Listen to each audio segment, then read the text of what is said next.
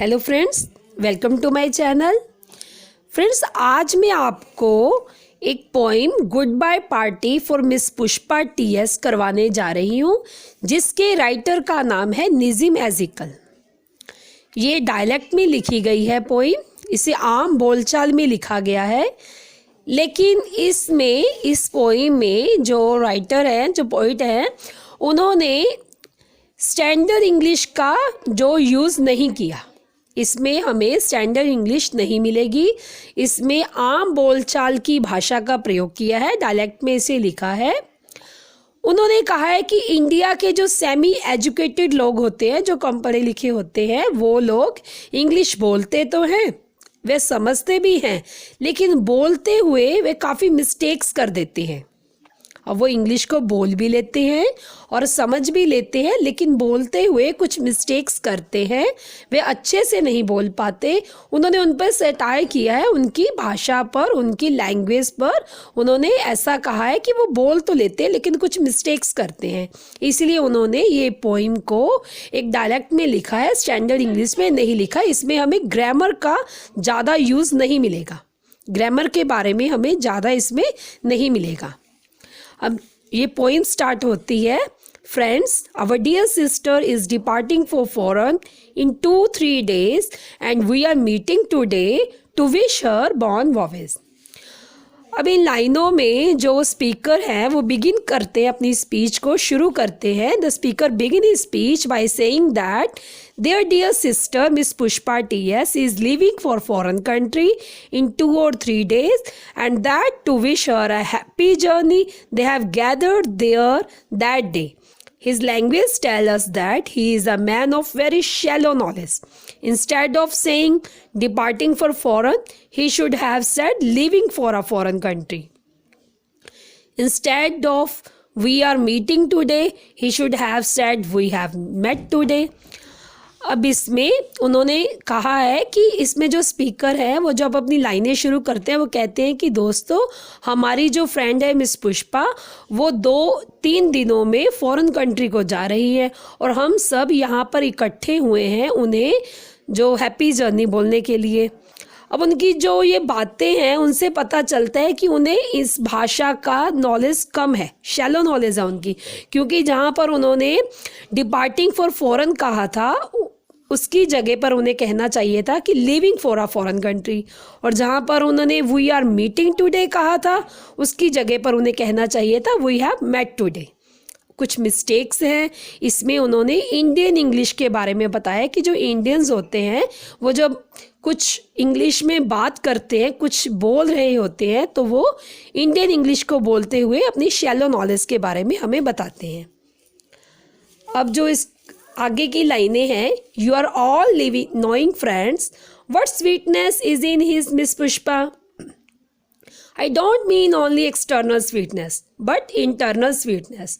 Miss Pushpa is smiling and smiling even for no reason but simply because she is feeling.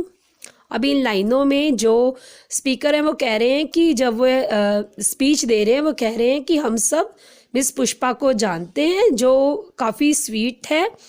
वो अंदर से ही sweet नहीं है, वो बाहर से भी स्वीट है। मिस पुष्पा हमेशा हंसती रहती हैं, वे हमेशा स्माइलिंग फेस रखती है, भले ही इसका कोई कारण ना हो, वो इसलिए स्माइली फेस रखती है बिकॉज ऐसा फीलिंग कर रहे हैं वो। अब उनके कहने का ये मतलब है कि वो इसलिए हंसती है कि वो काइंड हार्टेड हैं, वो काफ़ी नाइस है, लेकिन वो इसे अलग से तरीके से कहते हैं। In this line, what the speaker want to say is simply this: friends, all of you know that Miss Pushpa is a very sweet lady. She is beautiful not only in her body but also in her heart. She is always smiling even without any reason because she has a feeling heart. Here the speaker amuses us by his Indian style of speaking English. He makes a funny use of expression like external sweetness and internal sweetness. जब वे कहते हैं कि वह external sweetness और internal sweetness की बात करते हैं तो ये काफ़ी फ़नी सा लगता है, क्योंकि इसकी जगह पर वे कह सकते थे कि वे नाइस है, वे वंडरफुल है, लेकिन इन सब बातों को साइड में रखकर वो इंटरनल स्वीटनेस और एक्सटर्नल स्वीटनेस की बात करते हैं। अब इसकी जो आगे की लाइनें हैं वो है Miss Pushpa is coming from very high family. Her father was a renowned advocate in Balsar or Surat. I'm not remembering now which place. Surat? Ah yes, once only I stayed in Surat with family members of my uncle's very old friend. His wife was cooking nicely. That was long time एगो। अब इसमें जो speaker है वो कह रहे हैं कि मिस पुष्पा काफ़ी हाई फैमिली से आती है, काफ़ी अच्छी फैमिली से आती हैं। उनके पिता एक एडवोकेट है जो कि बहुत प्रसिद्ध है, जिनके बारे में सब लोग जानते हैं। मुझे नहीं पता कि वो बलसर था या सूरत था, मुझे काफ़ी याद नहीं है वो जगह। हाँ, याद आ रहा है कि वो सूरत है। और वो कहते हैं कि वो एक बार सूरत गए थे अपनी फैमिली के साथ। वे अपने अंकल के पुराने फ्रेंड के पास गए थे जो उनकी वाइफ काफ़ी अच्छा खाना बनाती हैं। ये काफ़ी लंबे समय की बात है, इसलिए उन्हें अच्छे से नहीं पता।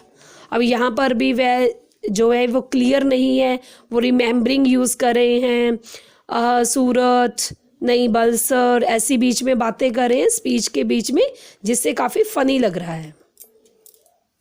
अब कह रहे हैं कि coming back to miss Pushpa, she is most popular lady with man also and ladies also. Whenever I ask her to do anything she was saying just now only I will do it. That is showing good spirit. I am always appreciating the good spirit. अब इन लाइनों में जो speaker है वो कह रहे हैं कि मिस पुष्पा काफ़ी पॉपुलर लेडी हैं, वो मैन में भी है और लेडीज़ में भी है। अब यहाँ पर भी वो मिस्टेक्स कर रहे हैं। Whenever I ask her to do anything she was saying just now only I will do it. जब भी उन्हें मैं कोई काम करने के लिए बोलता हूँ तो वो कहते हैं कि अभी कर दूंगी, वो कभी भी इनकार नहीं करती। That is showing good spirit. अब ऐसा लग रहा है कि वो अच्छी आत्मा है, गुड स्पिरिट है, और मैं इन सबको गुड स्पिरिट को हमेशा अप्रिशिएट करता हूँ। In his farewell speech, the speaker also disagrees into a description which has nothing to do with the topic on which he is speaking. Then coming back to Miss Pushpa, he calls her the most popular lady, both with men and women. He adds that whenever he asked Miss Pushpa to do anything, she would agree to do it for him just then. And that he says should be good spirit, which was thing he always appreciated. अब good spirit है इसलिए मैं हमेशा इसको appreciate करूँगा कि वो किसी भी काम के लिए कभी भी किसी को इनकार नहीं करती। Miss Pushpa is never saying no. Whatever I or anybody is asking, she is always saying yes. And today she is going to improve her prospects and we are wishing her bon voyage. Now I ask other speakers to speak and afterwards Miss Pushpa will do the summing up. अब इसमें जो speaker है वो कह रहे हैं कि miss Pushpa ने कभी किसी को किसी बात के लिए इनकार नहीं किया, भले ही वो कोई काम कहे या मैं या कोई और। वो हमेशा हर एक को यस कहती हैं हर एक काम के लिए। अब वह इम्प्रूव करने जा रहे हैं अपने प्रोस्पेक्ट बाहर, एंड हम सब यहाँ पर उनकी अच्छी यात्रा के लिए, उनकी हैप्पी जर्नी के लिए उनको विश करने के लिए आए हैं। अब मैं बाकी स्पीकर्स को भी कहूँगा कि आकर उनके बारे में कुछ बोले और उनके बाद मिस पुष्पा आकर बातों को शेयर करें। द स्पीकर से she is a nice lady who never says no to anybody for anything. At the end of his speech, the speaker asked the other speakers to speak, and after which Miss Pushpa will do the summing up. Does he want all other speakers to come and speak together at the same time? क्या वो बाकी सभी speakers को same time पर बोलने के लिए कह रहे हैं? Perhaps he doesn't even know the meaning of summing up. शायद उन्हें समिंग अप का मीनिंग ही नहीं पता, इसलिए वो सभी स्पीकर्स को कह रहे हैं एक साथ कि आओ और आकर अपनी बातों को शेयर करो। And what summing up does he expect miss Pushpa to do? Perhaps he doesn't even know the meaning of summing up and his repeatedly wrong use of the present continue tense become. अब यहाँ पर वो किसी और sentence को use करते करते present, past, बीच में सभी सेंटेंस यूज़ कर रहे हैं, जिससे हमें पता चल रहा है कि उन्हें इंग्लिश के बारे में नॉलेज काफ़ी कम है, शैलो नॉलेज है। इसमें जो इंडियन स्पीकर्स होते हैं, जो इसमें पोइट हैं, उन्होंने उनकी भाषा के बारे में बताया है कि जब वे, जिनकी कम नॉलेज होती है इंग्लिश में, जब वो बोलते हैं, जब वो कुछ स्पीक करते हैं तो उसमें काफ़ी मिस्टेक्स कर देते हैं। इसे आम बोलचाल की भाषा में इस पोइम को लिखा गया है। Thank you.